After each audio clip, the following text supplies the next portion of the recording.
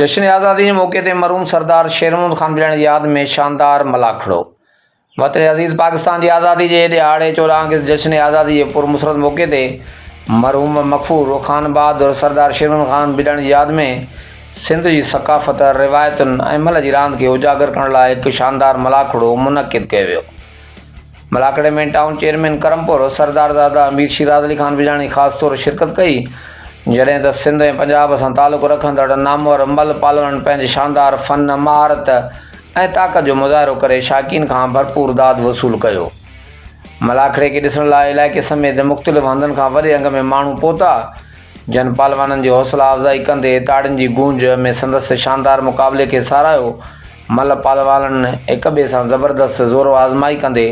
शानदार मलूं मारियूं,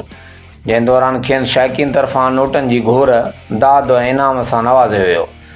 इन मौक़े ते मीर सज्जाद अली खान बिजराणी, मीर अयाज़ अली खान बिजराणी, मीर अब्बास अली खान बिजराणी, मीर मुमताज़ अली खान बिजराणी ऐं मीर शाह ज़मान खान बिजराणी समेत मुख़्तलिफ़ मोज़िज़ शख़्सियतुनि पिणु शिरकत कई। तक़रीब दौरान शिरकत कंदड़ मोज़िज़ महिमाननि खे सिंध जी सकाफ़त जी ख़ूबसूरत सुञाणप अजरक जा तोहफ़ा पेश कया विया, जॾहिं त प्रोग्राम जी पुॼाणी ते शानदार कारकर्दगी जो मुज़ाहिरो कंदड़ माल पालवनि में इनामी शील्डूं ऐं इनाम पिणु विरहाया विया। हीउ शानदार मलाखड़ो न रुॻो सिंध जी क़दीमी सकाफ़त रिवायतुनि ऐं मल जहिड़े रिवायती रांदि खे हथी ॾियण जो ज़रियो बणियो, पर मरहूम सरदार शेर महमूद खान बिलाणी जी यादि खे ज़िंदा रखण ऐं नएं नस्ल खे सिंध जी सकाफ़ती विरसे सां जोड़ण लाइ